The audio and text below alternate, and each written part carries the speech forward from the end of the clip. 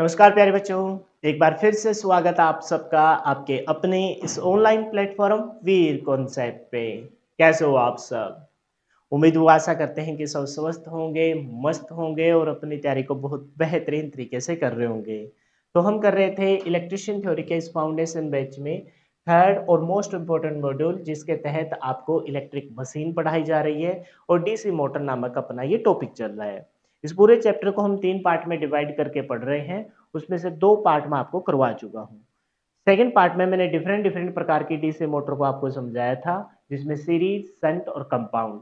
ये जो different different प्रकार की डीसी मोटर आपने पढ़ी थी, उनसे संबंधित 3 से 4 क्वेश्चन अक्सर एग्जाम में पूछे जाते हैं, जिनका जिक्र मैं एक बार फिर से करना चाहूंगा ताकि उन क्वेश्चनों को आप अच्छे से कवर कर लो। एक तो पूछी जाती है सीरीज डीसी मोटर और शंट डीसी मोटर की इक्वेशन, जिसमें बैक ईएमएफ का मान और सप्लाई वोल्टेज का मान ये खास रहेगी।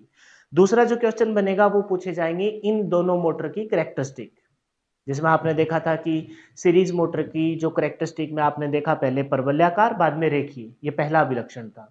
दूसरा जो अभिलक्षण था वो आयताकार परवलयाकार, ये सीरीज के अभिलक्षण है। शंट की मैं बात करूं तो आपकी रेखीय बनेगा और शिथिल प्रकार की गति, ये दो अभिलक्षण सीरीज के और शंट के, ये आपको बहुत अच्छे से कवर कर लेने हैं। ये बात उन्हीं को समझ में आ रही होगी जो बच्चे स्टार्टिंग से क्लास लगा रहे हैं। दूसरा जो क्वेश्चन आपका करेक्टरिस्टिक का है, तो तीसरा क्वेश्चन आपका बनेगा कि इन मोटरों का हम प्रयोग कहाँ करते हैं, जिसमें सीरीज मोटर का प्रयोग कहाँ किया जाता है, शंट का कहाँ किया जाता है, और सीरीज और शंट को मिलाकर जो तीसरे प्रकार की मोटर है जिसे कंपाउंड मोटर है, उसमें सिर्फ और सिर्फ आपका पूछा जाता है कॉम्युलेटिव कंपाउंड मोटर का हम प्रयोग कहाँ करते हैं।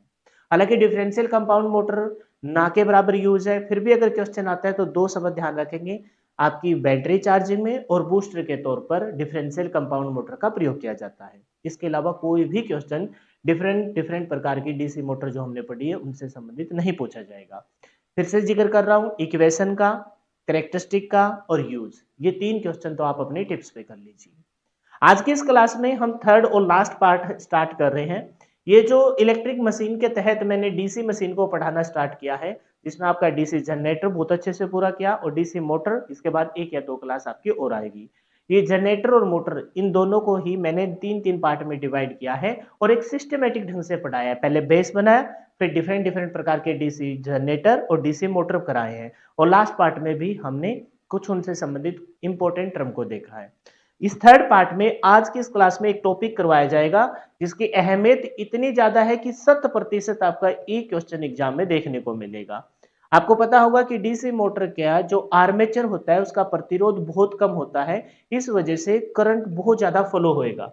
ठीक है, उसी करंट को कंट्रोल करने के लिए हम एक वेरिएबल रेजिस्टेंस का प्रयोग करते हैं, और वही वेरिएबल रेजिस्टेंस एक डेफिनेशन बनाएगा जिसे आप स्टार्टर के नाम से जानते हैं। तो पूछा जाता है कि डीसी मोटर में स्टार्टर का प्रयोग क्यों किया जाता है। फिर प्रॉपर तरीके से पढ़ेंगे डेफिनेशन क्या है, लेकिन एक बार मैंने ओवरव्यू दे दिया। फिर डिफरेंट डिफरेंट प्रकार के स्टार्टर होते हैं, जिसमें 2 पॉइंट स्टार्टर, 3 पॉइंट स्टार्टर और 4 पॉइंट स्टार्टर। तो पेपर में पूछा जाता है कि 2 पॉइंट स्टार्टर का प्रयोग किस मोटर में करते हैं, 3 पॉइंट स्टार्टर का प्रयोग किस मोटर में, 3 पॉइंट की जगह हम 4 पॉइंट स्टार्टर का प्रयोग क्यों करते हैं। दूसरा क्वेश्चन ये रहेगा। तीसरा क्वेश्चन जो बनता है वो बनता है फुल फॉर्म। इसमें दो फुल फॉर्म आपकी पेपर में अक्सर प्रीवियस ईयर के क्वेश्चन देखोगे ना तो ये बहुत नजर आएगी। एक रहती है एनवीसी, नो वोल्ट कॉइल, एक तो ये फुल फॉर्म, और एक रहती है ओएलसी, ओवरलोड करंट। ये दो फुल फॉर्म आपको देखने को मिलेगी। जो दूसरी फुल फॉर्म है उसको अलग अलग नाम से भी जाना जाता है, वो भी हम देखेंगे, एक एनवीसी और एक ओएलसी, ये दो फुल फॉर्म। चौथा और लास्ट क्वेश्चन जो इस टॉपिक से बनेगा वो बनेगा कि इनके कनेक्शन कैसे होते हैं, कि एनवीसी का कनेक्शन किसके साथ श्रेणी में है, ओएलसी का कनेक्शन किसके साथ श्रेणी या समांतर में है। इसके अलावा कोई भी क्वेश्चन इस टॉपिक से नहीं पूछा जाता। हालांकि डायग्राम को बड़े डिटेल से मैं एक्सप्लेन करूंगा, लेकिन मोटे मोटे मैंने क्वेश्चन क्या बता दिए, डीसी मोटर में स्टार्टर का प्रयोग क्यों किया जाता है, डिफरेंट डिफरेंट प्रकार के स्टार्टर कौन से हैं, 2 पॉइंट स्टार्टर का प्रयोग, 3 पॉइंट स्टार्टर का प्रयोग और 4 पॉइंट स्टार्टर का प्रयोग किन मोटरों में किया जाता है, 3 पॉइंट की जगह 4 पॉइंट स्टार्टर का प्रयोग क्यों करते हैं, एनवीसी और ओएलसी की फुल फॉर्म क्या है, और इनके कनेक्शन किसके साथ कैसा है, श्रेणी में या समांतर में। यही 4 क्वेश्चन आपके अक्सर एग्जाम में देखने को मिलते हैं। तो बड़े डिटेल से पढ़ेंगे और अच्छे से पढ़ेंगे। आज की इस क्लास में एक क्वेश्चन आपका बहुत अच्छे से कवर हो जाएगा।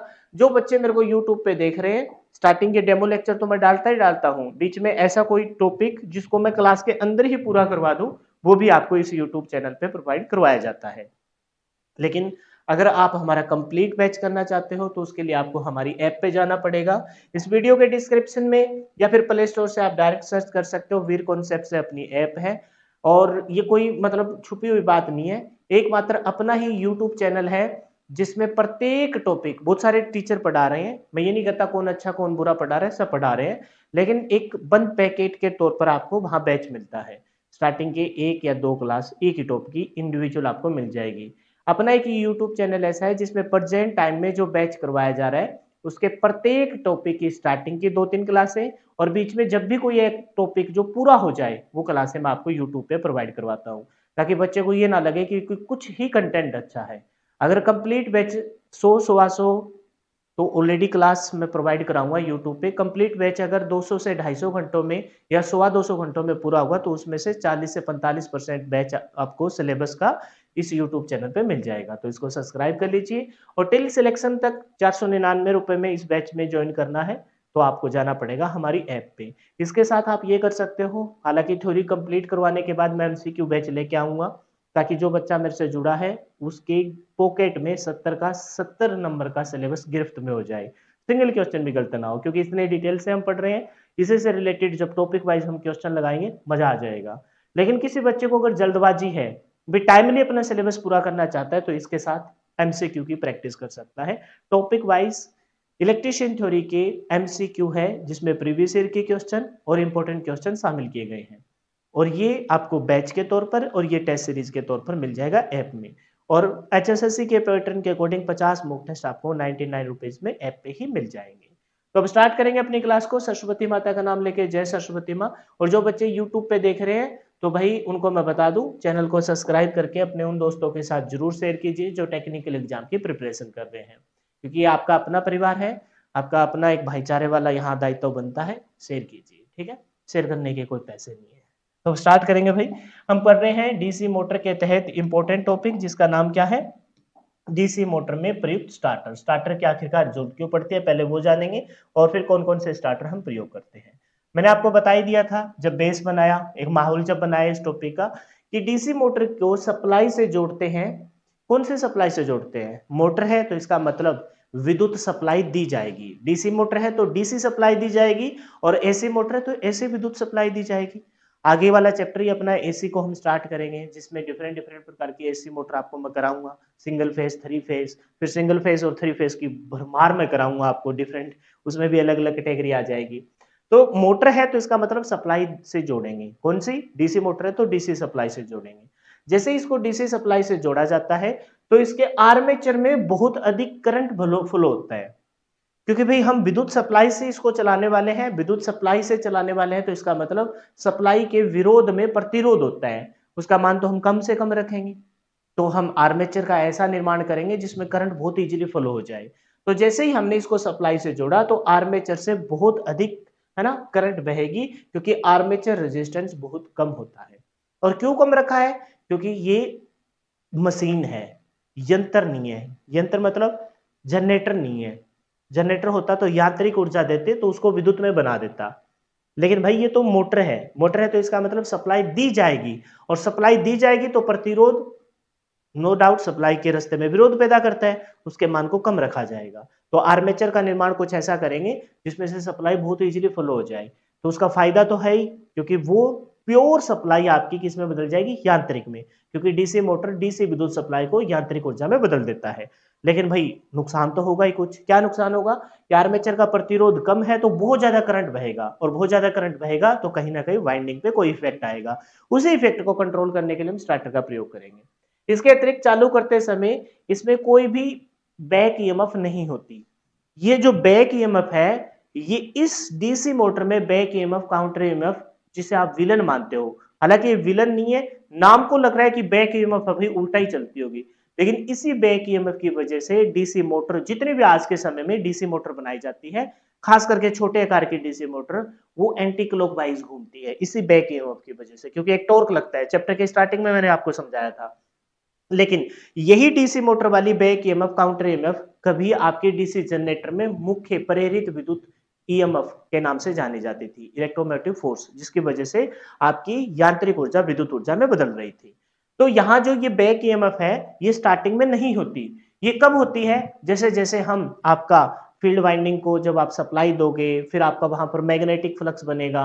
वो मैग्नेटिक फ्लक्स के बीच में आपने जो सप्लाई देने की वजह से जो आर्मेचर घूमा है, वो उसका विरोध करेगा, तब ये बैक ईएमएफ बनेगी। लेकिन स्टार्टिंग में तो नहीं होती।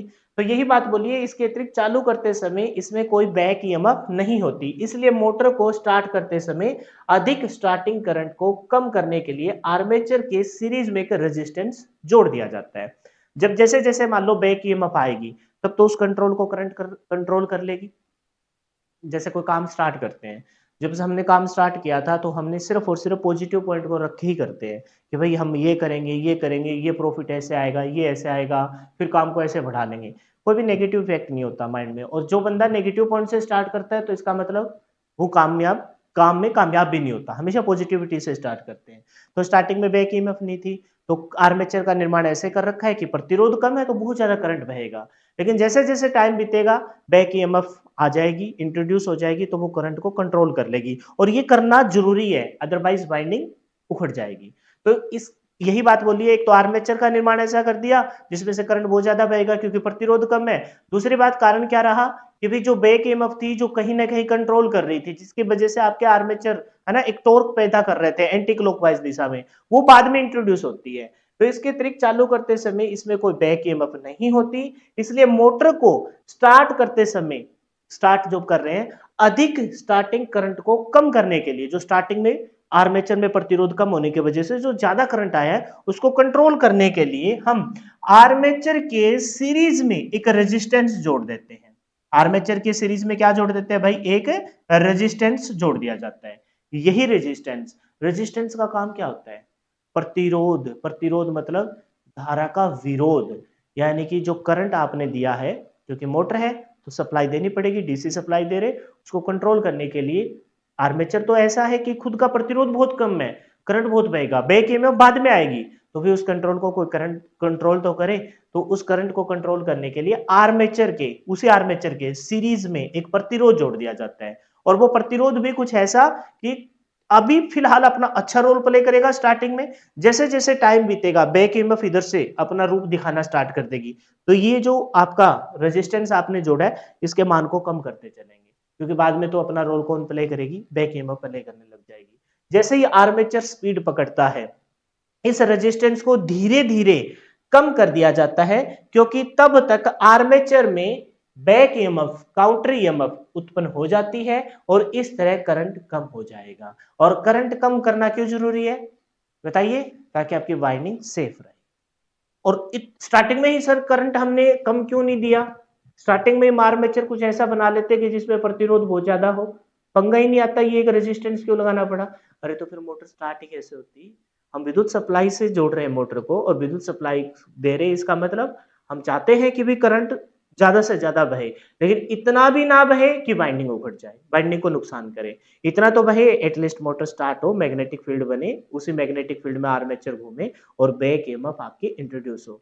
बाद में तो इसको कंट्रोल कर लिया जाएगा, लेकिन स्टार्टिंग वाले अधिक करंट को कंट्रोल करने के लिए खास क्वेश्चन है कि स्टार्टर को कैसे, किसके साथ कैसे जोड़ा जाता है? आर्मेचर के सीरीज में जोड़ा जाता है। बाद में इसके मान को धीरे धीरे कम कर दिया जाएगा, क्योंकि आपकी क्या है घूमने स्टार्ट हो जाएगी, आर्मेचर स्पीड पकड़ लेता है और बैक ईएमएफ इंट्रोड्यूस हो जाती है।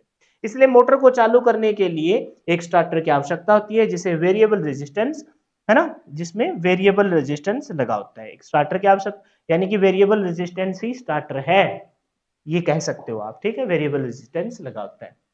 इस कार्य हेतु आर्मेचर के श्रेणी क्रम में एक अतिरिक्त प्रतिरोध जोड़ दिया जाता है, जैसे कि पिछले पेज में हमने पढ़ाई है। यह अतिरिक्त प्रतिरोध ही डीसी मोटर का क्या कहलाता है? डीसी मोटर का स्टार्टर या हेड स्टार्टर।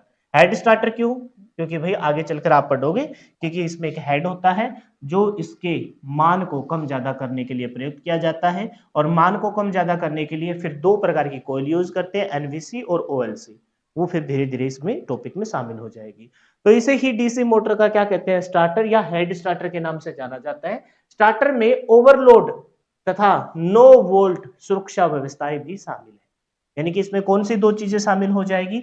ओ ओवरलोड कॉइल और दूसरी कौन सी? नो वोल्ट कॉइल, है ना, ये दोनों आपकी इसमें शामिल हो जाएगी, लेकिन वो आगे हम देखेंगे।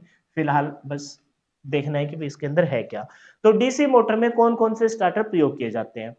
एक क्वेश्चन तो यहाँ से कवर हो चुका कि डीसी मोटर में स्टार्टर का प्रयोग क्यों करते हैं भाई। आर्मेचर के अंदर करंट अधिक फ्लो होता है।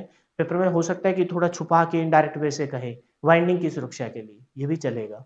या फिर क्या कहेंगे कि भाई स्टार्टिंग में जो आपका आर्मेचर के अंदर अत्यधिक करंट को नियमित करने के लिए, कंट्रोल करने के लिए हम किसका यूज करते हैं, स्टार्टर का। स्टार्टर, दूसरा क्वेश्चन क्या बनेगा, स्टार्टर किसके साथ जोड़ा जाता है, तो आर्मेचर के साथ सीरीज में जोड़ा जाता है। दो क्वेश्चन। तीसरा क्वेश्चन जो बनेगा वो ये रहेगा कि कौन कौन से स्टार्टर होते हैं और कहां प्रयोग किए जाते हैं। तो डीसी मोटर में तीन प्रकार के हम स्टार्टर यूज करते हैं। दो पॉइंट स्टार्टर, ये नाम क्या मतलब है इस दो पॉइंट स्टार्टर का, कहीं ना कहीं दो पॉइंट को शो करेगा, फिर वो आगे चलकर तीन पॉइंट को शो करेगा। बाकी ये तो पता चल गया कि आर्मेचर के साथ सीरीज में एक वेरिएबल रेजिस्टेंस है, वही आपका स्टार्टर है। लेकिन कहीं ना कहीं पॉइंट आगे पीछे होते रहेंगे, पॉइंट वेरिएबल होते रहेंगे, दो से तीन होंगे। तो दो पॉइंट, तीन की जगह फिर तीन पॉइंट में कुछ कमी आती है, उसको दूर करने के लिए हम किसका यूज करते हैं, चार पॉइंट स्टार्टर का।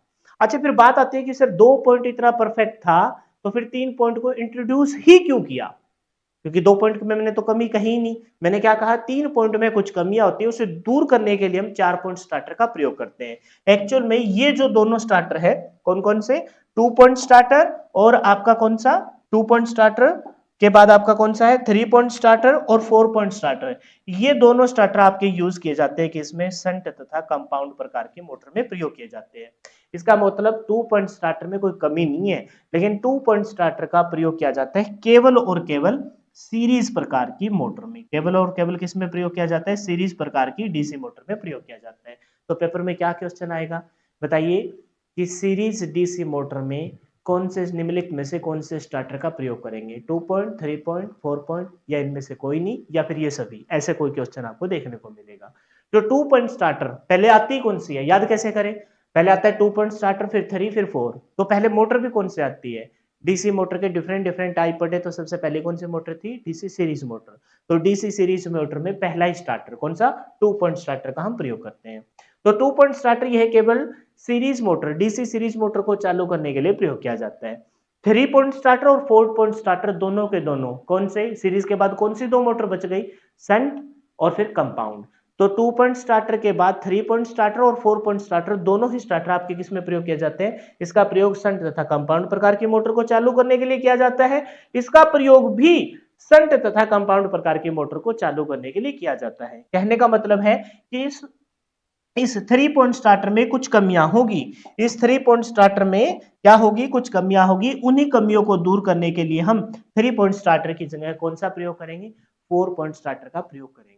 तो एक क्वेश्चन ये भी बनेगा कि थ्री पॉइंट स्टार्टर की जगह फोर पॉइंट स्टार्टर का प्रयोग क्यों करते हैं, स्टार्टर का ही प्रयोग क्यों करते हैं, और थ्री पॉइंट की जगह फोर पॉइंट स्टार्टर का प्रयोग क्यों करते हैं। पूछा जाएगा कि डीसी प्रकार की सीरीज मोटर में कौन से स्टार्टर का प्रयोग करते हैं, टू पॉइंट का। संट और कंपाउंड में कौन सा, थ्री और फोर पॉइंट। थ्री की जगह फोर का क्यों करते हैं, वो आगे चलकर आपको पता लगेगा। समझ में आया, टॉपिक बहुत ही खास है और बहुत ही इजी है।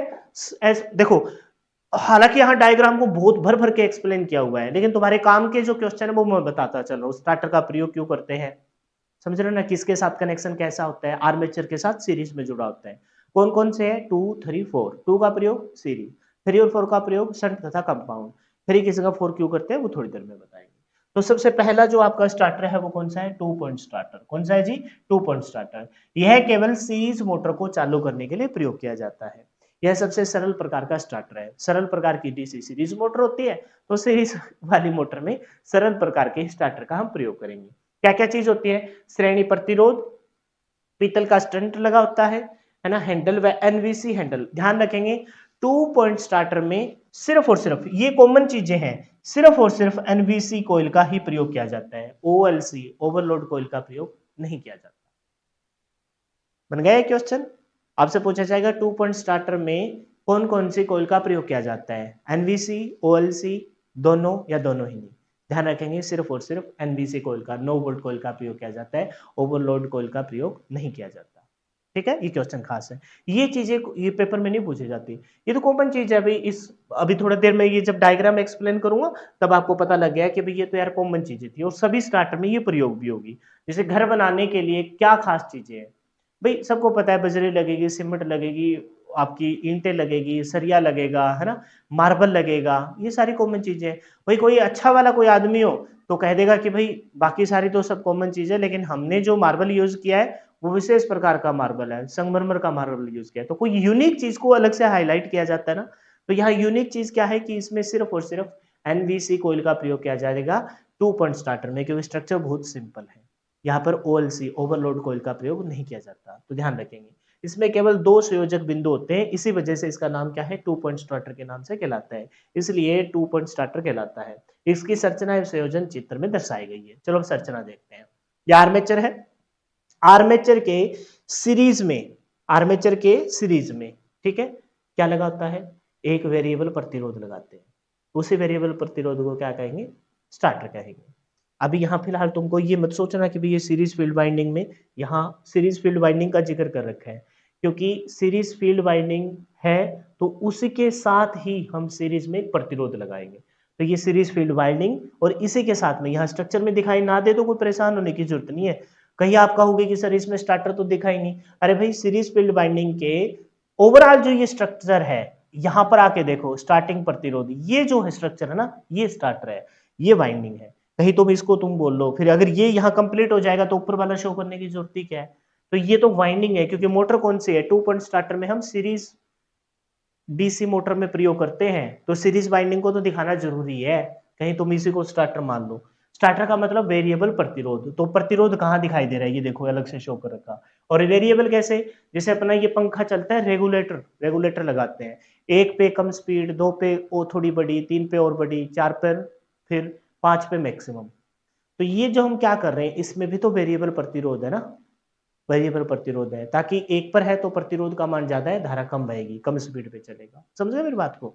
तो ये है वो वेरिएबल प्रतिरोध जो स्टार्टर के तौर पर प्रयोग किया जाता है। चलो इसके नाम बाद में देखेंगे। अब देखो जैसे ये ऑफ है, अभी फिलहाल ये ऑफ है, ऑफ से 1 पे आएगा, 1 पे आएगा तो सर्किट कंप्लीट हो रहा है, उस बात पे फोकस करो। सर्किट देखो कैसे, डीसी सप्लाई, सर्किट देखो कैसे कंप्लीट हो रहा है, ये सर्किट कंप्लीट हो रहा है। तो 1 पे ऑफ है तब तक सर्किट ब्रेक है, और जैसे इसको मैं 1 पे ले आता हूं, जैसे ही मैं इसको 1 पे ले आता हूं, सर्किट कंप्लीट हो गया, सारा सर्किट आपका कंप्लीट हो जाएगा। लेकिन जो करंट है वो इतने प्रतिरोध में से बहकर गुजर रहा है, इसका मतलब अभी फिलहाल बैक ईएमएफ इंट्रोड्यूस नहीं हुई। इस वजह से हम चाहते हैं कि प्रतिरोध का मान हो, ताकि आर्मेचर में से करंट नियमित बहे और बाइंडिंग आपकी सुरक्षित रहे। कौन सी बाइंडिंग, डीसी सीरीज मोटर है तो सीरीज बाइंडिंग सुरक्षित रहे। फिर 1 से 2 पर आएंगे, 2 से 3 पर आएंगे, धीरे धीरे हम अपने प्रतिरोध के मान को कम करेंगे, 6 पे हम अपने प्रतिरोध के मान को मिनिमम कर देंगे।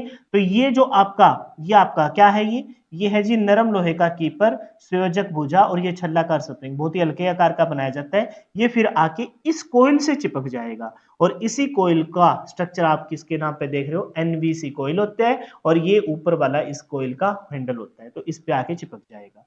बस यही अपना काम होता है। एक टाइम ऐसा आ जाना चाहिए जिसपे आपका ये जो है, ये जो आपका है ना नरम लोहे का कीपर संयोजक भुजा के साथ, ये एनबीसी कोयल पे जाके चिपक जाए, और अब अपना प्रतिरोध मिनिमम हो जाए और बैक ईएमएफ अपना मैक्सिमम रोल प्ले करे।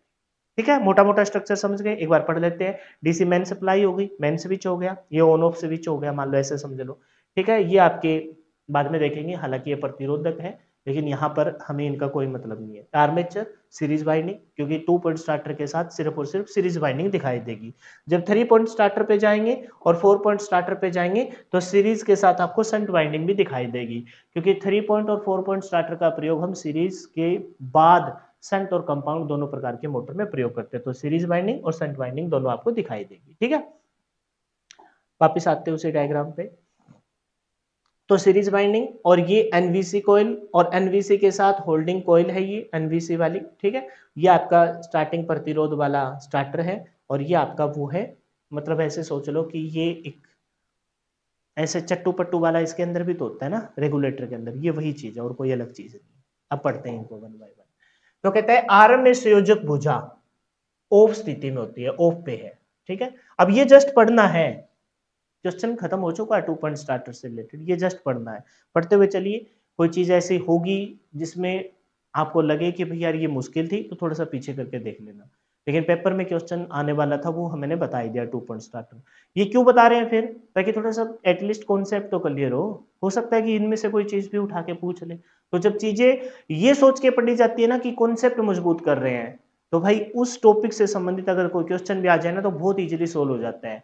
और अगर कोई स्टूडेंट ये सोच के पढ़ रहा है, कोई बंदा ऐसे सोच के पढ़ रहा है कि भैया तो याद करनी है, पेपर में पूछी जाती है, तो भूलने के बहुत ज्यादा चांसेस है। तो कॉन्सेप्ट क्लियर कीजिए, पेपर में क्वेश्चन आएगा तो बहुत इजीली अटेम्प्ट भी हो जाएगा। मोटर को डीसी सप्लाई देने पर, जैसे ही डीसी सप्लाई देंगे, आर्म में आर्मेचर का प्रतिरोध ज्यादा है तो हम कंट्रोल करना चाहेंगे उस करंट को। संयोजक भुजा को घुमाकर स्टंट 1 पे आ जाता है। ये स्टंट है 1 2 3 4 5 6, स्टंट 1 पे आ जाता है। आने पर मोटर चालू हो जाती है। चालू होगी तो धीरे धीरे स्टार्टिंग प्रतिरोध को घटाकर, जैसे जैसे स्टार्टिंग में प्रतिरोध ज्यादा है, धीरे धीरे स्टार्टिंग 1 से 2 स्टंट पे, 3 स्टंट पे, 4 स्टंट पे प्रतिरोध के मान को कम कर रहे हैं। क्योंकि सर्किट में यहां अगर मान के चलो 5 पे आ गए हम, किस पे आ गए हम? 5 पे आ गए। इसका मतलब यहां आने पर इतना प्रतिरोध तो साइड में कर दिया, फिर 5 से 6 पे आ गए। 6 पे आने के बाद हमारा प्रतिरोध है वो मिनिमम हो जाएगा और बैक ईएमएफ का मान मैक्सिमम हो जाएगा। ठीक है, तो धीरे धीरे स्टार्टिंग प्रतिरोध को घटाकर आर्मेचर की घूर्णन गति को बढ़ाई जाती है। आर्मेचर द्वारा पूर्ण गति प्राप्त कर लेने पर स्टार्टिंग प्रतिरोध को पूर्णतः परिपथ से बाहर कर दिया जाता है। पूर्णतः बाहर कर देंगे। ठीक है, कैसे करेंगे? इस स्थिति में नो बोल्ट कॉइल, ये नो बोल्ट कॉइल है ना, का विद्युत चुंबक, इसके अंदर चुंबक तो होता है ना, ये बार दिखाई दे रही है यानी कि मैग्नेट है। विद्युत चुंबक तो संयोजक भुजा को जकड़ लेगा, पकड़ लेगा। पूरे सर्किट में से प्रतिरोध, सर्किट कंप्लीट तो तभी होगा ना जब ये पहले तो ऑफ ही है, ये अब सर्किट कंप्लीट है। ठीक है, ये सर्किट कंप्लीट है लेकिन प्रतिरोध बहुत ज्यादा है। ठीक है, ये सर्किट कंप्लीट है, प्रतिरोध बहुत ज्यादा है। ठीक है, इस पूरे प्रतिरोध को बाहर करना है तो भाई इसको साइड में करो। ठीक है, हालांकि अब भी कहीं ना कहीं आए, तो अब एक टाइम आ गया कि भाई हम चाहते हैं कि ये प्रतिरोध ना हो, क्योंकि उधर से बैक ईएमएफ आ गई और इधर से प्रतिरोध का मान तो खत्म ही करना पड़ेगा। तो हम चाहेंगे कि ये जो संयोजक भुजा है ये यहां पर आकर, ये देखो संयोजक भुजा का ना ये हिस्सा ना दिखाई दे रहा है, ये हिस्सा, ये इसमें आके इसके अंदर ऐसे फिट हो जाएगा, ऐसे फिट हो जाएगा, ये इसके अंदर ये फिट हो जाएगा। इसका मतलब प्रतिरोधक को हमने साइड में कर दिया। तो वो कब होगा? इस स्थिति में नो वोल्ट कॉइल का विद्युत चुंबक, ये जो मैग्नेट है, ये संयोजक भुजा का ये वाला भाग जकड़ लेता है, पकड़ लेता है। ठीक है, जैसे ही विद्युत सप्लाई ऑफ हो जाती है, सप्लाई को काट दिया। ठीक है, तो विद्युत चुंबक तो समाप्त, इसका जो मैग्नेट है नो एनवीसी का जो चुंबक था वो समाप्त हो जाएगा। ये कैसे? मैग्नेट सप्लाई के साथ, क्योंकि जहां भी विद्युत धारा का प्रवाह होता है वहां पर इलेक्ट्रिक के साथ मैग्नेटिक इफेक्ट भी आता है, ये आपको पता ही होगा। तो जैसे सप्लाई को कट कर दिया जाता है तो इस एनवीसी कॉइल का चुंबक तो समाप्त हो जाएगा। चुंबक तो समाप्त होगा तो भाई इसको नरम लोहे की, क्योंकि देखो ये नरम लोहे का क्यों लिया है, नरम लोहे का क्यों लिया है? क्योंकि इधर मैग्नेट है। नरम लोहे का क्यों लिया? मैग्नेट है, और मैग्नेट है तो वो नरम लोहे को अपनी तरफ, लोहे चुंबकीय पदार्थ को आकर्षित करता है। मैग्नेट एंड मैग्नेटिज्म नामक टॉपिक में आपने देखा भी होगा कि वो नरम लोहे की चीजों को, जिनके अंदर चुंबकत्व के गुण विद्यमान होता है, उन चीजों को अट्रैक्ट करता है। लेकिन जैसे इसकी सप्लाई कट कर देंगे, इसका चुंबक तो खत्म होगा, तो इस भाई इस इसको, इस संयोजक भुजा को छोड़ देगा तो ये अपने मूल पोजीशन पे वापस आ जाएगी। जैसे विद्युत सप्लाई ऑफ की जाती है, इसका विद्युत चुंबकत्व समाप्त हो जाता है और छल्लाकार स्प्रिंग की क्रिया के संयोजक भुजा ऑफ स्थिति में लौट जाती है। यदि विद्युत सप्लाई पुनः चालू की जाए तो भी मोटर स्वयं ही चालू नहीं होती। क्यों नहीं होती? क्योंकि भाई सर्किट ऑफ है। फिर से सप्लाई दे देंगे तो नहीं होगी, लेकिन जैसे सप्लाई देंगे तो फिर से सारी की सारी वही प्रोसीजर फिर से रिपीट होगी। इसकी आर्मेचर वाइंडिंग सुरक्षित रहती है। मेन मकसद क्या था, क्यों हमने लगाया था? क्योंकि आर्मेचर का प्रतिरोध बहुत कम था, बैक ईएमएफ नहीं थी, हम चाहते थे वाइंडिंग सुरक्षित रहो। आपसे पूछा जा सकता है कि हम स्टार्टर का प्रयोग ही क्यों करते हैं? एक रीजन तो क्या था, करंट को कंट्रोल करने के लिए। मुख्य रीजन वो इनडायरेक्ट वे में है, मुख्य रीजन क्या है? आर्मेचर वाइंडिंग को सुरक्षित रखना, वाइंडिंग को सुरक्षित रखना। तो आर्मेचर वाइंडिंग को क्या रखा जाता है? सुरक्षित। सीरीज मोटर है तो सीरीज वाइंडिंग को, शंट है तो सीरीज और शंट वाली को, कंपाउंड है तो दोनों वाइंडिंग को सुरक्षित रखा जाता है।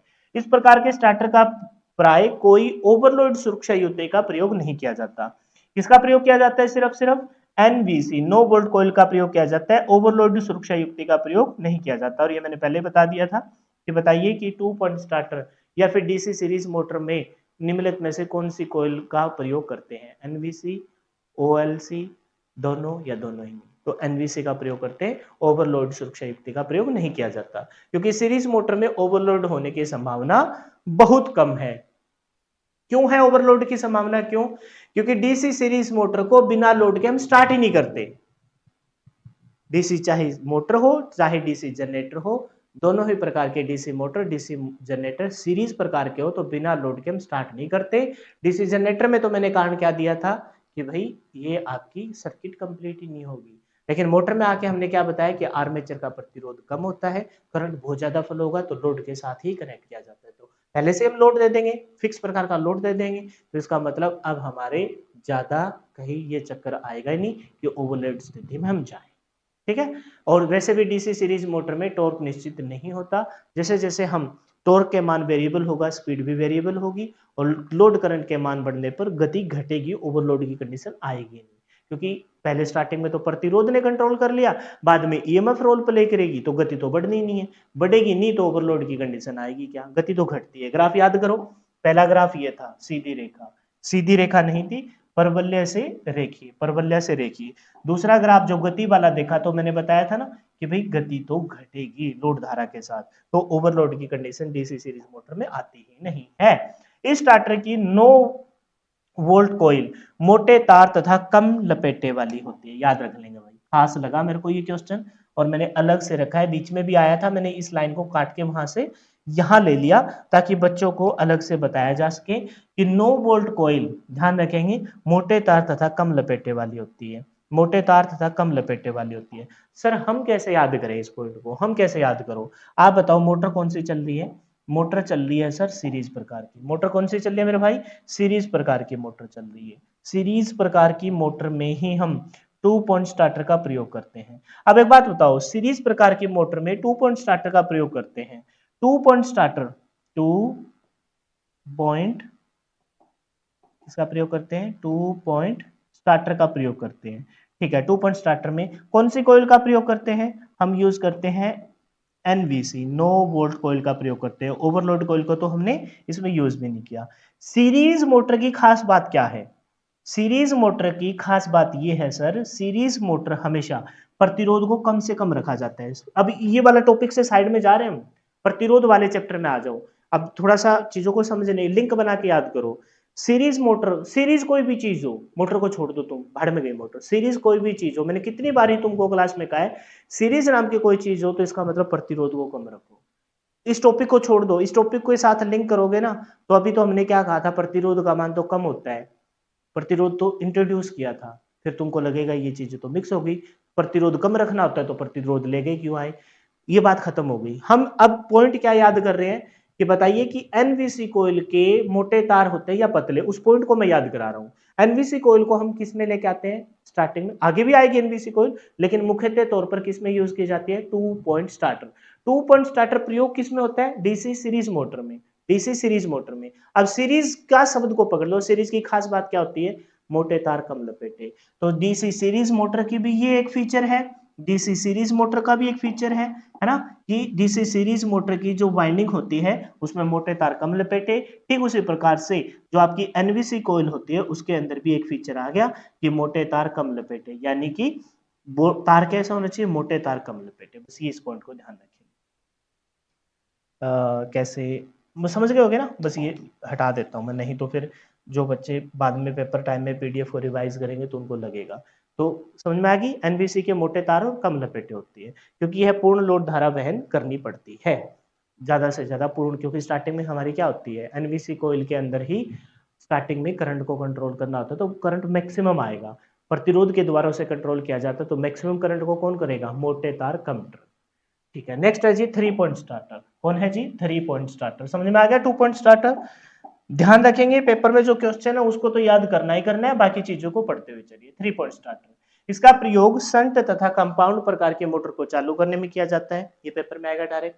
इसमें स्टार्टिंग प्रतिरोध यूरेका तार का बना होता है, इसमें स्टार्टिंग प्रतिरोध ये जो आपका वेरिएबल है वो यूरेका तार का, कोई अलग से पॉइंट नहीं है, वहां भी यूज कर सकते थे, कोई अलग पॉइंट नहीं है, छोड़ो इसको, जिसे एस्बोटस की सीट पे व्यवस्थित किया जाता है। बस ये बताया गया है कि ये जो स्टार्टिंग प्रतिरोध है जिसे आप एज ए स्टार्टर के तौर पर यूज करते हैं वो यूरेका का बना होता है, याद करो तो ठीक है, लेकिन मैंने आज से पहले नहीं देखा ये क्वेश्चन कोई बन के आया हो। लेकिन ध्यान रख लेंगे भी, अगर पूछ लिया जाए स्पेशली बना के 3 पॉइंट स्टार्टर में स्टार्टिंग प्रतिरोध किसका बना होता है, तो यूरेका के तार का। ज्यादातर आपको पता है प्रतिरोध आपकी यूरेका, प्रतिरोध के मान को ज्यादा इंट्रोड्यूस करना है तो यूरेका, एस्बेस्टस की सीट पे लगा देंगे। ठीक है, कुछ भाग जैसे एनवीसी कोयल, बाकी सब कॉमन है, कोयल, एलएफए ओवरलोड कोयल, ठीक है, जैसे बेकेलाइट की सीट पर व्यवस्थित की जाती है। हमारे लिए यूनिक चीज पिछली बार एनवीसी थी, अब की बार एल एनवीसी के साथ overload call L F A, इसी के नाम को, ये वाला शब्द छोड़ दीजिए, एल एफ ए, ये एल एफ क्या है, कोई कोई विशेष बात नहीं, उसको छोड़ो साइड में, हालांकि फुल फॉर्म होती है लेकिन कोई पेपर में नहीं। इसी एल एफ ओवरलोड कोयल के साथ ये शब्द लगा दिया गया है, एल एफ ए को मैं बता भी दूंगा, लेकिन ओवरलोड कोयल एनवीसी कोयल के साथ क्या है, ओवरलोड कोयल, तो अलग चीज क्या होगी, ओवरलोड कोयल होगी। वहां पर यूनिक क्या था, 2 पॉइंट स्टार्टर में एनवीसी, यहाँ एनवीसी के साथ और किसका प्रयोग किया जाता है, ओवरलोड कोयल का प्रयोग किया जाता है। स्टार्टर तथा मोटर को डीसी सप्लाई देने पर वही सेम का सेम, संयोजक भुजा स्टार्टिंग में ऑफ स्थिति पर होती है और बाद में फिर स्टंट 1 2 3 4 5 6 पे चली जाती है। चलो डायग्राम को देखेंगे। आप बताइए कौन से मोटर में प्रयोग किए जाते हैं, 2 पॉइंट सीरीज में, 3 पॉइंट और 4 पॉइंट संट तथा कंपाउंड। संट में वाइंडिंग आर्मेचर के साथ कैसे नजर आएगी, संट में आएगी, ये देखो संट फील्ड वाइंडिंग। सीरीज में क्यों नजर नहीं आई, सीरीज वाली क्यों नजर नहीं आई, आप कहोगे सर ये तो कंपाउंड में भी प्रयोग किया जाता है, कंपाउंड का स्ट्रक्चर दिखाओ, नहीं दिखाया तो कोई परले हो गई क्या, कोई परले नहीं है। तो तुम कहो कि सर यहाँ पर फिर ये कंपाउंड प्रकार के मोटर में भी तो प्रयोग की जाती थी, तो सीरीज और शंट कंपाउंड दोनों दिखा दो, दिखा देते, लेकिन इसने क्या बोला है कि सीरीज वाला खत्म हुआ 2 पॉइंट स्टार्टर, ये प्रयोग की जाती है संट तथा कंपाउंड। तो ये स्ट्रक्चर कैसा नजर आ रहा है, संट वाला नजर आ रहा है, कंपाउंड का होता तो यहाँ पर आर्मेचर के साथ एक वाइंडिंग और आ जाती सीरीज, तो सीरीज और संट दोनों होती तो कंपाउंड बन जाता, कोई बड़ी बात तो नहीं है ना ये।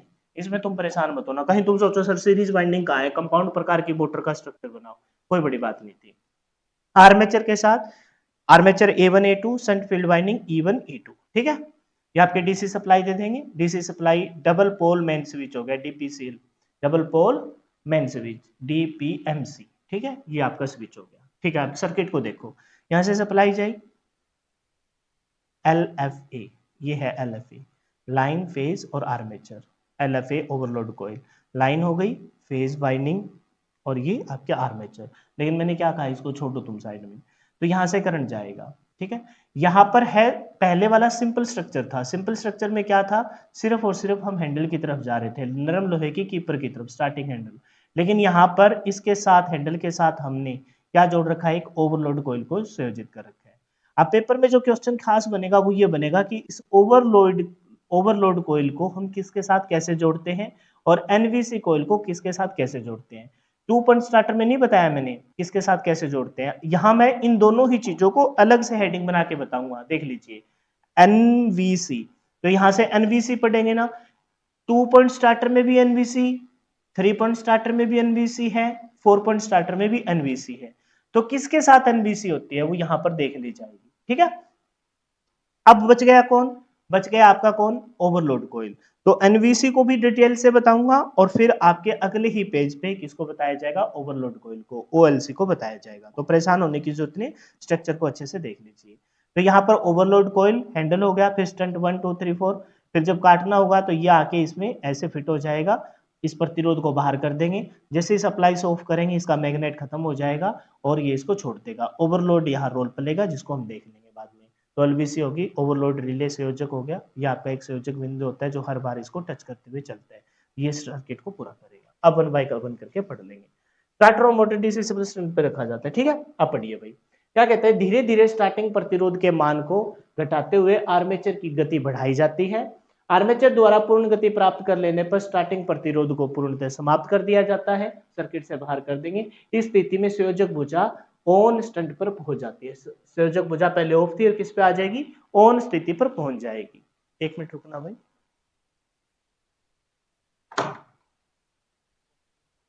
तो संयोजक भुजा किस स्थिति पे पहुंच जाएगी, ऑन स्थिति पर पहुंच जाएगी। तो 3 पॉइंट स्टार्टर में प्रयुक्त एनवीसी और ओएलसी का विवरण निम्नलिखित हम 1 बाय 1 करके एक्सप्लेन करेंगे। यहां तक क्लियर है सबको, ठीक है। देखिए, तो एनवीसी के बारे में पढ़ना स्टार्ट करते हैं। अब आप बस फोकस करना जो पॉइंट मैं कहूं कि ये पेपर में आ सकता है। ये एक लघु विद्युत चुंबक है, मैग्नेट है इसके अंदर, तभी तो जब सप्लाई से कनेक्ट करेंगे मैग्नेटिज्म के गुण आ जाएंगे और ये इस हैंडल को जकड़ लेगा। जिसे मृदु लोहे के ढांचे पर कॉपर के पतले तारों को लपेटकर बनाया जाता है। अब कंफ्यूजन होनी स्टार्ट हो गई। आपने कहा था कि सर डीसी सीरीज मोटर में एनवीसी मोटे तार कम टर्न का था। तुमको क्या पता ना पता लगाओ, लेकिन मैं तुम्हारा ध्यान कराऊंगा उधर एक बार ताकि कंफ्यूजन दूर हो। इस स्टार्टर की नो वोल्ट कॉइल एनवीसी मोटे तार तथा कम लपेटे वाली होती है। क्यों? क्योंकि इसमें पूर्ण लोड धारा वहन होती है, जबकि जब हम पढ़ रहे हैं 3 पॉइंट स्टार्टर में अलग से स्पेशली हेडिंग देके एनवीसी को, यानी कि उस वाले एनवीसी में इस वाले एनवीसी में अंतर हो गया, क्योंकि वो डीसी सीरीज 2 पॉइंट स्टार्टर में यूज हुआ डीसी सीरीज मोटर में। और सीरीज वाले शब्द को पकड़ो, सीरीज में प्रतिरोध को कम रखना होता है। प्रतिरोध को कम करने के लिए तार की मोटाई मोटा होना चाहिए, तार मोटा होना चाहिए, तो मोटे तार कम टर्न। डीसी सीरीज मोटर भी हो सेम फीचर होता है, और डीसी सीरीज मोटर में 2 पॉइंट स्टार्टर की एनवीसी कोयल में भी सेम ही फीचर, मोटे तार कम टर्न। अब ये यूज किया जाता है संट में और कंपाउंड में। संट मोटर में एनवीसी कोयल, संट का फीचर क्या होता है? संट में फीचर ये होता है कि भाई प्रतिरोध का मान ज्यादा होता है। संट वाले फीचर, सिर्फ संट को पकड़ो, इसको भूल जाओ। टोपन संट के अंदर, सीरीज के अंदर, सीरीज में प्रतिरोध जुड़े हो तो मोटे तार कम टर्न, संट में पतले तार अधिक टर्न। तो ये संट मोटर में प्रयोग किया जाता है। कौन? 3 पॉइंट स्टार्टर। तो संट मोटर के 3 पॉइंट स्टार्टर में एनवीसी कोयल भी पतले तार अधिक टर्न, यानी कि सीरीज और संट शब्द को पकड़ लो। तो यही बोला इसने, क्या बोला है कि मृदु लोहे के ढांचे पर कॉपर के पतले तारों को लपेटकर, कॉपर के पतले तारों को लपेटकर, तो पतले तार लपेटे हैं, इसका मतलब टर्न भी क्या होंगे? अधिक। दो शब्द आपको जरूर पकड़ने हैं, सीरीज मोटर में 2 पॉइंट स्टार्टर, एनवीसी कोयल मोटे तार कम लपेटे। कैसे पता चला? सीरीज शब्द को पकड़ो। संट में 3 पॉइंट स्टार्टर, तो 3 पॉइंट स्टार्टर की एनवीसी कोयल के पतले तार अधिक लपेटे। ठीक है, ऐसे याद रख लेंगे। तो हालांकि वाइंडिंग का जिक्र नहीं है, ये तो कॉपर के ढांचे, कॉपर के पतले तारों के लपेट कर बनाया जाता है। ये तो मैंने लिंक बनाया है, आपको लगेगा कि सर कॉपर के तो प्रतिरोध कम होता है, बस वो याद कराने का ही तरीका देख लिया हमने। इसमें वृत्तों की संख्या अधिक होती है और यह संट फील्ड वाइंडिंग के श्रेणी क्रम में संयोजित किया जाता है। ध्यान रखेंगे एनवीसी कोइल को, नो वोल्ट कोइल को, दोनों के लिए बता रहा हूं, चाहे वो एनवीसी 2 पॉइंट स्टार्टर की हो, चाहे वो एनवीसी आपकी 3 पॉइंट स्टार्टर की हो, हमेशा किसके होती है? फील्ड वाइंडिंग के। शब्द को पकड़िए आप, फील्ड वाइंडिंग के, फील्ड वाइंडिंग के कैसे होती है? सीरीज में होती है। फील्ड वाइंडिंग के कैसे होती है? वाइंडिंग, क्योंकि यहाँ स्पेस कम है, मैं वाइंडिंग शब्द लिखूंगा। वाइंडिंग के किस में होती है? वाइंडिंग के सीरीज में होती है, वाइंडिंग के सीरीज में होती है। ठीक है सर, क्या बोल रहे हो आप? ये मुद्दा समझ में तो नहीं आया। आप बताओ, 2 पॉइंट स्टार्टर में एनवीसी कोइल, 2 पॉइंट स्टार्टर का प्रयोग किस में करते हैं? 2 पॉइंट स्टार्टर का सर प्रयोग करते हैं हम डीसी सीरीज मोटर में। तो सीरीज वाइंडिंग थी, सिर्फ सिर्फ कौन थी? सीरीज वाइंडिंग थी। तो सीरीज वाइंडिंग के किसके था? सीरीज वाइंडिंग के श्रेणी क्रम में थी एनवीसी कोइल। अब सुनो, 3 पॉइंट स्टार्टर में एनवीसी कोइल का प्रयोग करते हैं। 3 पॉइंट स्टार्टर प्रयोग किसमें होता है? संट प्रकार की या कंपाउंड प्रकार की मोटर में। तो संट प्रकार की मोटर का स्ट्रक्चर सामने पड़ा है, तो एनवीसी कोइल कौन सी वाइंडिंग के सीरीज में होगी? संट वाइंडिंग के सीरीज में होगी। पेपर में आएगा एनवीसी कोइल। फिर सर हम तो कंफ्यूज हो जाएंगे, कोई एक कॉमन लाइन बता दो। एनवीसी कोइल का प्रयोग हमेशा फील्ड वाइंडिंग के सीरीज में होता है। फील्ड वाइंडिंग के किस में होता है? वाइंडिंग के सीरीज में। कौन सी वाइंडिंग के? फील्ड वाइंडिंग के सीरीज में होता है। 2 पॉइंट स्टार्टर में कौन सी मोटर है? सीरीज मोटर, तो सीरीज वाइंडिंग की सीरीज में होगा। 3 पॉइंट स्टार्टर कौन सी मोटर में? संट, तो संट के संट वाइंडिंग के सीरीज में होगा। संट वाइंडिंग के सीरीज में आपकी एनवीसी कॉइल होगी। इसका मुख्य कार्य संयोजक भुजा को ऑन स्थिति में जकड़ लेना है, जकड़ लेना है। जैसे ही विद्युत सप्लाई ऑफ हो जाती है तो इसका विद्युत चुंबकत्व समाप्त हो जाता है और इसका छल्लाकार स्प्रिंग की क्रिया से संयोजक भुजा ऑफ स्थिति में लौट आती है।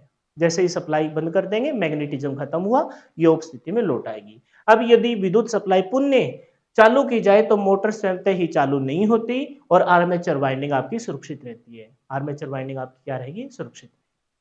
बताइए कोई समस्या क्या? आर्मेचर वाइंडिंग और फील्ड वाइंडिंग दोनों आपकी सुरक्षित रहेगी। एनवीसी कॉइल 2 पॉइंट स्टार्टर में मोटे तार कम टर्न, 3 पॉइंट स्टार्टर में कॉपर के पतले तार अधिक टर्न। ठीक है, सीरीज और शंट से पकड़ लेंगे। किसके साथ श्रेणी में?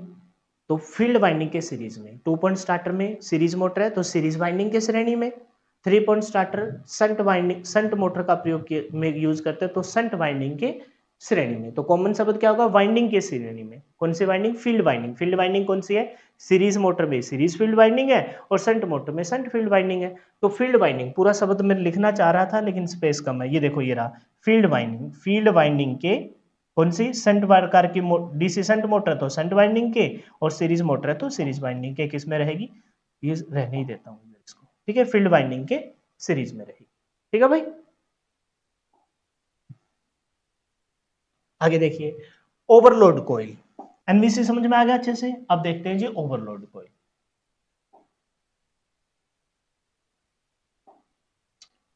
एक मिनट रुकना।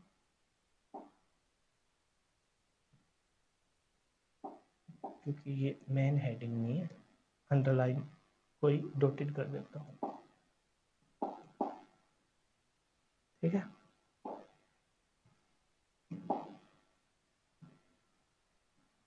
ओवरलोड कॉइल देखते हैं। 3 बिंदु 2.3 पॉइंट स्टार्टर में एक ओवरलोड सुरक्षा युक्ति भी प्रयोग की जाती है। यह भी एक लघु विद्युत चुंबक होता है, मैग्नेट है इसके अंदर भी।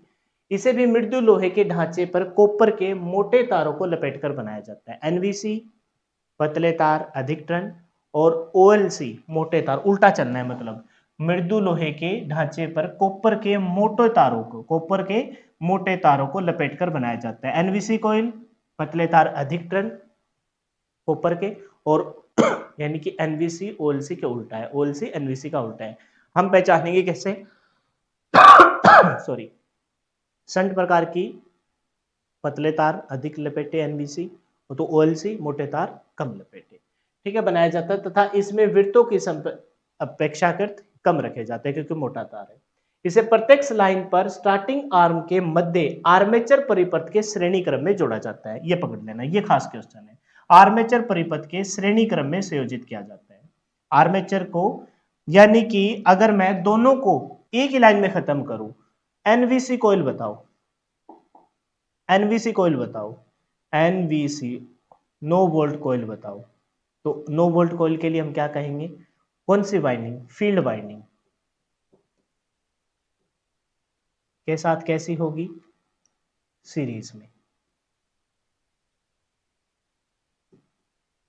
सीरीज में, फील्ड वाइंडिंग के सीरीज में। शॉर्ट फॉर्म में लिख दूं दोनों शब्द,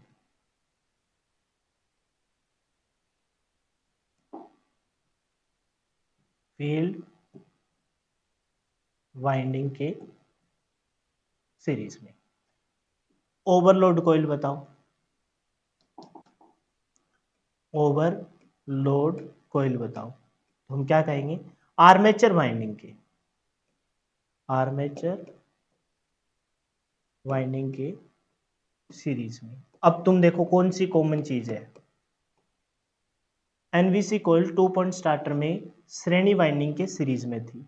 एनवीसी कॉइल शंट मोटर में शंट वाइंडिंग के सीरीज में थी, यानी कि फील्ड वाइंडिंग के। OLC coil 3 point starter 4 point starter में आर्मेचर वाइंडिंग के सीरीज में है। यानी कि अगर मैं पूरे की कॉमन बात करूं इन दोनों की, तो कॉमन बात पता लगी तुमको क्या है? कि भाई दोनों की दोनों सुरक्षा युक्ति, दोनों की दोनों मेरे भाई सुरक्षा युक्ति आपकी सीरीज में रहेगी। दोनों की दोनों सुरक्षा युक्ति क्या रहेगी? सीरीज में रहेगी। एनवीसी कॉइल वाइंडिंग के सीरीज में, ओएलसी कॉइल आर्मेचर के सीरीज में रहेगी। इस पॉइंट को पकड़ लेना और बहुत ही खास ये पॉइंट हो जाता है, बहुत ही खास ये पॉइंट है। एनवीसी कॉइल किसके? फील्ड वाइंडिंग के। सीरीज मोटर है तो सीरीज वाइंडिंग के सीरीज में, शंट मोटर है तो शंट वाइंडिंग के सीरीज में। ओएलसी कॉइल ओवरलोड कॉइल आर्मेचर के सीरीज में। यानी कि दोनों ही सुरक्षा युक्ति सीरीज में है, लेकिन एनवीसी कॉइल फील्ड वाइंडिंग की सीरीज में और ओएलसी कॉइल आर्मेचर वाइंडिंग की सीरीज में है। यही एनवीसी कॉइल आपके 2 पॉइंट स्टार्टर में मोटे तार कम लपेटे, 3 पॉइंट स्टार्टर में ये पतले तार अधिक लपेटे। ओएलसी कॉइल आपके मोटे तार कम लपेटे, मोटे तार कम लपेटे। यह एक रिले होती है जो पूर्व निर्धारित विद्युत धारा मान पर उत्तेजित हो जाती है। पहले से हम सेट कर लेते हैं भाई इतने आने तक इसका कोई इफेक्ट ना आए, लेकिन इससे ज्यादा हो, इससे ज्यादा अगर ओवरलोड, इससे ज्यादा होना मतलब ओवरलोड होना, तब ये अपना रोल प्ले करे। तो पूर्व निर्धारित विद्युत धारा मान पर उत्तेजित हो जाती है और एनवीसी को शॉर्ट सर्किट कर देती है। ओवरलोड कॉइल का नाम से पता चल रहा है कि जब ओवरलोड की कंडीशन पूर्व निर्धारित मान से अगर जब ज्यादा करंट बहेगा तो एनवीसी को क्या कर दे, शॉर्ट कर दे। यानी ओवरलोड कॉइल एनवीसी कॉइल को शॉर्ट करने के लिए आती है ताकि परिपथ आपका ब्रेक हो जाए। ठीक है, एलवीसी को शॉर्ट कर देती है, फलस्वरूप मोटर ऑफ हो जाती है। ओएलसी ओवरलोड कॉइल को विद्युत सप्लाई लाइन के श्रेणी क्रम में संयोजित किया जाता है। आर्मेचर के साथ श्रेणी में है तो इसका मतलब विद्युत सप्लाई के श्रेणी क्रम में संयोजित की जाती है। चित्रानुसार जब मोटर के स्टार्टर से संयोजित कर दिया जाते हैं तब मेन स्विच ऑन करते ही धीरे धीरे हैंडल आगे की ओर बढ़ता है, स्टैंड 1 2 3 4 5 6। लेकिन स्टैंड पर हैंडल की नोब छूती हुई चलती है, छूती हुई चलती है। क्यों छूती हुई चलती है? ताकि ओवरलोड कोइल को अपनी प्रेजेंस को बताए, ये छूती हुई चलेगी स्टैंड, ऐसे ये छूती हुई चलेगी, इसको ये ऐसे छूता हुआ चलेगा ताकि पता लग जाए कि भाई आखिरकार करंट का मान कितना हो रहा है। क्योंकि भाई आगे जब करंट का मान अधिक हो जाएगा तो इसी ओवरलोड कोइल को एनवीसी को शॉर्ट भी करना है। हैंडल को नोब को छूती हुई चलती है। आर्मेचर के श्रेणी क्रम में लगा प्रतिरोध 5 से 10 सेकंड के लिए हैंडल को ऑन अवस्था तक पहुंचते ही आर्मेचर से दूर हट जाता है। मतलब कि जो प्रतिरोध हमने देखा है आर्मेचर के श्रेणी क्रम में जो प्रतिरोध लगा होता है वो 5 से 10 सेकंड में हैंडल को ऑन अवस्था तक पहुंचाते ही आर्मेचर से दूर हट जाता है। ऑन पर आ गया, फिर जैसे ही ऑन पर आ जाता है तब यहाँ पर मोटर का सारा प्रतिरोध निकल गया, बैक ईएमएफ ने अपना इंट्रोड्यूस कर दिया। इसका मतलब अब इसका काम खत्म हो गया। यदि मोटर ओवरलोड हो जाए तो ओएलसी के कंटेक्ट आपस में जुड़ जाते हैं, ओएलसी के कंटेक्ट जुड़ जाएंगे और वहां से एनवीसी के संपर्क में रहते हैं, जिससे एनवीसी को अचुंबकित हो जाती है। क्योंकि हमारा ओवरलोड कॉइल का काम क्या है? एनवीसी को शॉर्ट सर्किट कर देना। एनवीसी शॉर्ट सर्किट कैसे होगी? जैसे ही एनवीसी शॉर्ट सर्किट होगी, कैसे होगी? क्योंकि पूर्व निर्धारित मान है वो नोब टच होती हुई चलती है। जैसे ही वो अपने टेम्परेचर अपने विद्युत धारा के मान को क्रॉस हो गई, एनवीसी को शॉर्ट करेंगे। एनवीसी को शॉर्ट किया मतलब विद्युत सप्लाई नहीं गई, तो एनवीसी का विद्युत चुंबक तो खत्म हो गया। विद्युत चुंबक तो खत्म हो गया तो उसने हैंडल को छोड़ दिया और वो हैंडल वापस किस स्थिति में आ जाएगा? ऑफ स्थिति में आ जाएगा। परिणाम स्वरूप हैंडल ऑफ पे हो जाता है। यदि मोटर को बंद करना हो तो हैंडल को धीरे धीरे पुनः ऑफ अवस्था में लाना होगा। तुम्हारे लिए ये पढ़ना कोई जरूरी नहीं था कि भाई ये कोई थ्योरी पेपर में आएगी। काम का क्वेश्चन, एनवीसी किसके श्रेणी में है? फील्ड वाइंडिंग के श्रेणी में। सीरीज मोटर में सीरीज वाइंडिंग के श्रेणी में, शंट मोटर में शंट फील्ड वाइंडिंग के श्रेणी में। ओएलसी किसके? ओएलसी आपके आर्मेचर के श्रेणी में। दोनों आपकी सुरक्षा युक्ति सीरीज में ही होती है। एनवीसी फील्ड वाइंडिंग के सीरीज में, ओएलसी आर्मेचर के। एनवीसी और ओएलसी दोनों ही आपकी सुरक्षा युक्ति है, मतलब एक दूसरे के साथ पैरेलल टू पैरेलल काम करेगी। ओवरलोड कंडीशन में एनवीसी को शॉर्ट कर देगी ताकि आपकी मोटर की वाइंडिंग सुरक्षित रहे। ठीक है, समझ में आ गई सारी बात। अब लास्ट देखते हैं कि 3 पॉइंट स्टार्टर में दोष क्या है। इन्हीं दोषों को दूर करने के लिए फिर 4 पॉइंट स्टार्टर को हम इंट्रोड्यूस करेंगे और एक प्रतिरोध और इंट्रोड्यूस कर देंगे। इस प्रकार के स्टार्टर में एनवीसी को शंट फील्ड वाइंडिंग तथा स्टार्टिंग प्रतिरोध के श्रेणी क्रम में संयोजित किया जाता है। एनवीसी कॉइल को शंट फील्ड वाइंडिंग के और स्टार्टिंग प्रतिरोध के श्रेणी क्रम में, एनवीसी आपको पता है फील्ड वाइंडिंग के तो श्रेणी में होती ही होती है। साथ में एक चीज और देख लेना कि जो स्टार्टिंग प्रतिरोध है उसके किस में होती है? शंट फील्ड वाइंडिंग के और आर्मेचर प्रतिरोध के श्रेणी क्रम में होती है। इन दोनों के किस में होती है? श्रेणी क्रम में होती है। ठीक है, ये आपको बात मैं बता ही चुका हूं। संयोजक भुजा को ऑन स्टैंड की ओर घुमाने पर, 3 पॉइंट स्टार्टर के दोष देख रहे हैं। संयोजक भुजा को ऑन स्टैंड की ओर 1 2 3 ऐसे ऑन स्थिति पर घुमाने पर आर्मेचर प्रतिरोध में तो स्टार्टिंग प्रतिरोध का मान घटता रहता है, परंतु शंट फील्ड परिपथ में इसका मान बढ़ता जाता है। सर्किट पे देखने से बहुत अच्छे से आपको समझ में आ जाएगा। देखो इसने क्या कहा कि भाई ऑन स्थिति पर जाने की, जैसे जैसे हम ऑन स्थिति की तरफ जाएंगे, ठीक है, तो आर्मेचर वाइंडिंग का प्रतिरोध तो घटता जाएगा क्योंकि सर्किट पूरा हो रहा है। पहले इतना प्रतिरोध आ रहा था, ठीक है, फिर इतना प्रतिरोध आ रहा है, समझ गए मेरी बात को। 4 पे आने पर इतना ही प्रतिरोध आ रहा है, आर्मेचर का प्रतिरोध तो घटता घटता जा रहा है, लेकिन भाई किसका प्रतिरोध बढ़ता जा रहा है, आपके शंट फील्ड वाइंडिंग का प्रतिरोध बढ़ता जाएगा। क्यों? क्योंकि ये जो आपकी ओएलसी कॉइल है, इसका आपका एक नोब है जो इसको टच करती रहती है, ये देखो इसको टच करती रहती है, तो इसका प्रतिरोध बढ़ता जाएगा। स्टार्टिंग में इसका प्रतिरोध कितना है, 0 है। शंट फील्ड वाइंडिंग का प्रतिरोध कितना है, 0 है। जब इसका प्रतिरोध आप आर्मेचर का प्रतिरोध कम करेंगे, एक कम किया, एक कम किया तो इसका एक बढ़ गया, दो कम किया तो इसका, इसका जब प्रतिरोध आपने 5 किया तो इसका मतलब प्रतिरोध इसका 5 पे लाने का मतलब ये है इसका प्रतिरोध बहुत ही कम रहेगा, तो इसका प्रतिरोध ज्यादा हो गया, 5 इधर आ गया। ऐसे समझो कि स्टार्टिंग में इसका प्रतिरोध 6 था तो इसका 0 था, इसका 5 किया तो इसका 1 हो गया, इसका 4 किया तो इसका 2 हो गया, ठीक है, इसका 3 किया तो इसका भी 3 हो गया। एक टाइम आया इसका 0 किया तो इधर प्रतिरोध 6 हो गया।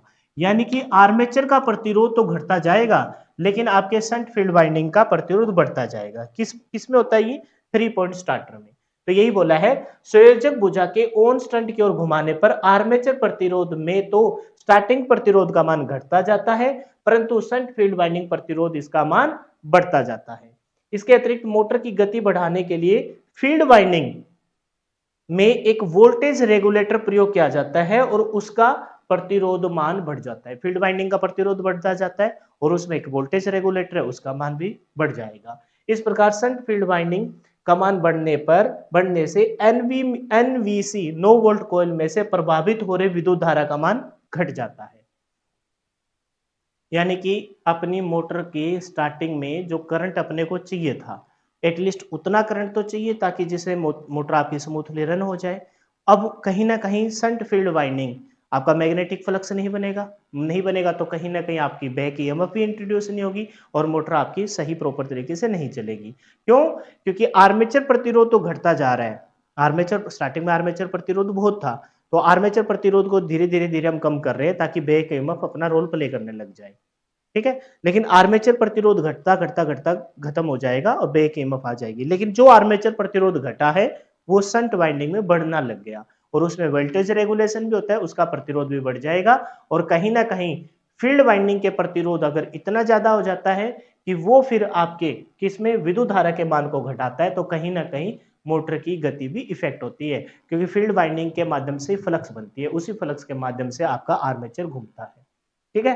3 पॉइंट स्टार्टर की इस दोष को दूर करने के लिए, कौन से दोष हो गए कि शंट फील्ड वाइंडिंग का प्रतिरोध बहुत ज्यादा बढ़ जाता है, ठीक है, बहुत ज्यादा बढ़ जाता है। आर्मेचर का प्रतिरोध घट जाएगा, शंट फील्ड वाइंडिंग का प्रतिरोध बढ़ जाएगा और करंट भी आपका विद्युत धारा का मान भी घट रहा है। उस दोष को दूर करने के लिए हम किसका प्रयोग किया जाते हैं, 4 पॉइंट स्टार्टर का प्रयोग करते हैं।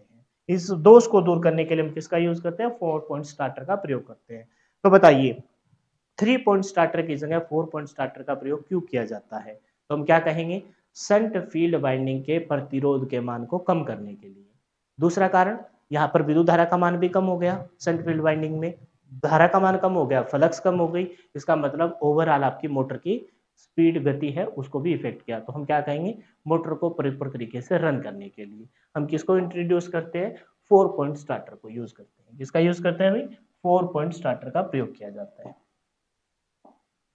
तो पढ़ लेते हैं 4 पॉइंट स्टार्टर। इसका प्रयोग भी शंट तथा कंपाउंड प्रकार की मोटर को चालू करने के लिए किया जाता है। इसमें अधिक गति परिवर्तन आवश्यकता होती है। कहता है कि इस स्टार्टर की संरचना 3 पॉइंट स्टार्टर की भांति ही होती है। अंतर केवल यह है कि इसमें एनवीसी की सुरक्षा, एनवीसी की सुरक्षा कैसे, क्योंकि एनवीसी का प्रतिरोध हमने क्या किया था, धीरे धीरे आर्मेचर का प्रतिरोध कम हो रहा था, शंट फील्ड वाइंडिंग का प्रतिरोध बढ़ रहा था। आर्मेचर का प्रतिरोध कम हो रहा था और उसी के, है ना, उसी के पैरेलल टू पैरेलल आपके एनवीसी की सुरक्षा पर भी इफेक्ट पड़ रहा था, क्योंकि करंट का मान बहुत ज्यादा हो जाएगा वहां पर। उसको कंट्रोल करने के लिए हालांकि हमारे पास ओवरलोड कॉइल है, वो एनवीसी को शॉर्ट कर देगी, लेकिन फिर भी ओवरलोड की तो एक पूर्व निर्धारित सीमा है। उससे पहले भी अगर ऐसी स्थिति आ जाए कि एनवीसी कॉइल आपकी उखड़ जाए, खराब हो जाए, तो उसकी सुरक्षा के लिए इसमें एनवीसी को एक सुरक्षा, अंतर यह केवल यह है कि इसमें एनवीसी को एक सुरक्षा प्रतिरोधक के श्रेणी क्रम में सीधे ही विद्युत स्रोत से जोड़ दिया जाता है। यानी कि 3 पॉइंट स्टार्टर 4 पॉइंट स्टार्टर में फर्क इतना क्या है कि जो एनवीसी कॉइल है उसके श्रेणी क्रम में, है ना, एनवीसी के श्रेणी क्रम में एक सुरक्षा प्रतिरोध के जोड़ दिया जाता है। तो 3 पॉइंट स्टार्टर अब क्या बन जाएगा, 4 पॉइंट स्टार्टर। 3 पॉइंट स्टार्टर में क्या था, सप्लाई ये हो गया, ओवरलोड कॉइल हो गई, आपका ये नरम लोहे का कीपर स्टार्टिंग हैंडल है ना, छल्लाकार रिंग हो गया, ये नोब हो गई, ये आपके स्टार्टिंग प्रतिरोध हो गई, ठीक है। आपकी ओवरलोड के साथ एनवीसी कॉइल हो गई, हैंडल कॉइल हो गई, सारा कुछ स्ट्रक्चर सेम था। ये संट फील्ड वाइंडिंग का कंपाउंड का दिखा रखा है, ये संट फील्ड वाइंडिंग हो गई, आर्मेचर हो गया, ये सीरीज फील्ड वाइंडिंग हो गई, और स्ट्रक्चर कैसा है, ये कंपाउंड मोटर का है। कौन सा स्ट्रक्चर है, ये कंपाउंड मोटर है, ये कंपाउंड डीसी मोटर। कौन सी मोटर है, ये कंपाउंड डीसी मोटर है, ठीक है।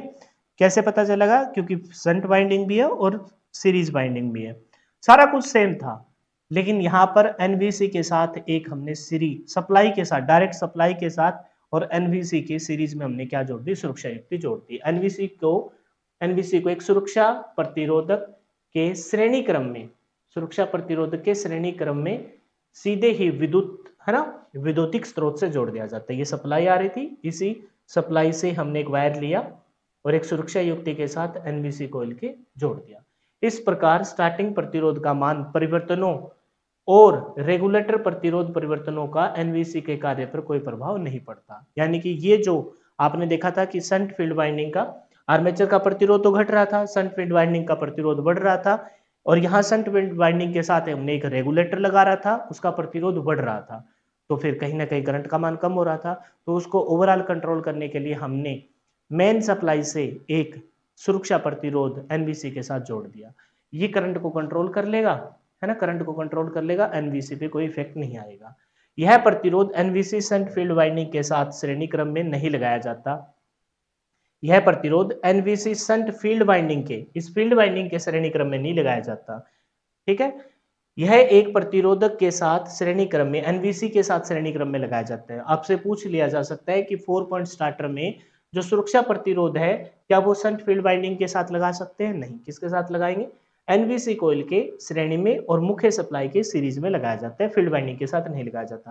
कहने का मतलब ये है कि 3 पॉइंट स्टार्टर और 4 पॉइंट स्टार्टर में सिर्फ और सिर्फ इतना फर्क है कि यहाँ पर एक मेन सप्लाई के साथ श्रेणी क्रम में आपने एक सुरक्षा प्रतिरोध एनवीसी के साथ जोड़ दिया, ताकि एनवीसी पर कोई इफेक्ट ना पड़े, ओवरलोड कॉइल उसे अच्छे से मतलब सर्किट से काट दे और अपनी वाइंडिंग आपकी सुरक्षित रहे। मेन काम स्टार्टर का क्या है, वाइंडिंग को सुरक्षित करना।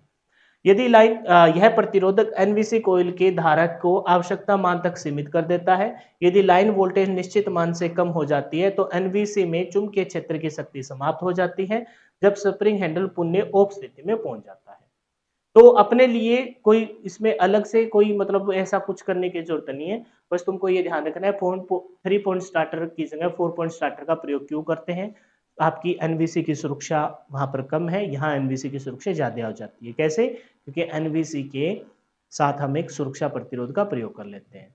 तो 3 पॉइंट की जगह 4 पॉइंट स्टार्टर का एक तो कारण ये हो गया। दूसरी शंट फील्ड वाइंडिंग के प्रतिरोध का मान बढ़ रहा था, आर्मेचर का प्रतिरोध घट रहा था, शंट फील्ड वाइंडिंग का प्रतिरोध बढ़ रहा था। शंट फील्ड वाइंडिंग के साथ एक वोल्टेज रेगुलेशन है जिसका प्रतिरोध बढ़ रहा है, बढ़ रहा है तो इसका मतलब उसमें धारा का मान कम आ रहा है, कम आ रहा है तो इसका मतलब हाँ एनवीसी में धारा बहुत ज्यादा जाएगी, ज्यादा जाएगी तो वो आपकी खराब हो जाती है। इस वजह से 3 पॉइंट की जगह 4 पॉइंट स्टार्टर लेके आए और एक सुरक्षा प्रतिरोध हमने लगा दिया। अब पूरे टॉपिक में से अगर मैं पहले पेज पे आकर तुमको मोटे मोटे क्वेश्चन बताऊं जो तुम्हारे लिए काम के है, वो ये है कि स्टार्टर का प्रयोग क्यों करते हैं, स्टार्टर को किसके साथ श्रेणी क्रम में लगाते हैं, आर्मेचर के साथ श्रेणी क्रम में, ठीक है। और क्या क्वेश्चन बनेगा, 2 point starter, 3 point starter, 4 point starter का प्रयोग कहाँ करते हैं। 2 पॉइंट स्टार्टर में सिर्फ और सिर्फ क्या होती है, एनवीसी। एनवीसी यहाँ क्या होती है, मोटे तार कम लपेटे। 3 पॉइंट स्टार्टर में हम किसका यूज करते हैं, क्योंकि वो 2 पॉइंट स्टार्टर सीरीज मोटर में होते हैं, और 3 पॉइंट और 4 पॉइंट संट और कंपाउंड मोटर में। संट का और कंपाउंड मोटर में एनवी के साथ कौन आ जाता है, एनवीसी के साथ आ जाता है ओएलसी, ओवरलोड कॉइल। एनवीसी कॉइल हमेशा फील्ड वाइंडिंग के श्रेणी क्रम में, सीरीज मोटर है तो सीरीज वाइंडिंग के श्रेणी क्रम में, और अगर संट मोटर है तो संट वाइंडिंग के श्रेणी क्रम में। ओएलसी कॉइल हमेशा आर्मेचर के साथ श्रेणी क्रम में जोड़ी जाती है, ठीक है। और कोई क्वेश्चन अगर कोई देखा जाए तो ओएलसी एनवीसी की उल्टी होती है। एनवीसी संट जो हम पढ़ रहे हैं ना 3 पॉइंट स्टार्टर में, वो पतले तार अधिक टर्न है, जबकि ओएलसी कॉइल मोटे तार कम टर्न है। 3 की जगह 4 पॉइंट स्टार्टर में फ़र्क क्या है? दोनों के दोनों सेंट और कमांड में प्रयोग तो किए जाते हैं। 4 पॉइंट स्टार्टर में एनवीसी की सुरक्षा के लिए हम एक सुरक्षा प्रतिरोध मुख्य सप्लाई के श्रेणी क्रम में जोड़ देते हैं और वो एनवी से कनेक्ट हो जाता है। इसके अलावा कोई भी क्वेश्चन नहीं बनता। ये जो जितनी बातें हमने बताई है वो सिर्फ और सिर्फ आपके बेस को क्लियर करने के लिए। अब जो बच्चे ऑलरेडी बैच में इनरोल कर चुके हैं वो एक बार बहुत अच्छे से इस पीडीएफ को वीडियो के बराबर में जो मैं प्रोवाइड करवा रहा हूँ उसको अच्छे से पढ़ लेंगे ताकि कॉन्सेप्ट और अच्छे से क्लियर हो जाए और जो क्वेश्चन मैंने बताया उनको अच्छे से कवर कर लेना। और जो बच्चे यूट्यूब पे देख रहे हैं उनको मैं बता दूं इस बैच के लिए, है ना, ये जो प्राइस रखा है वो बहुत ही नॉमिनल है प्राइस और इसका हक आपको मिलेगा। शर्त ये है कि आपको मेरे साथ मेहनत करनी पड़ेगी, ठीक है। वो मेहनत करते टाइम आपका जीना कतराए, सिलेक्शन हम दिलाएंगे, लेकिन वो सिलेक्शन आपकी मेहनत के बलबूते पे ही आपके घर पे आएगा, इसके अलावा कोई ऑप्शन नहीं। फिलहाल के लिए इतना ही। जय हिंद, जय भारत। मिलते हैं नेक्स्ट वीडियो में। Bye bye, take care and wish you all the best for your upcoming exam. छोटी छोटी बोल रहा था क्लास, देख लो 1 घंटे 5 मिनट की हो गई।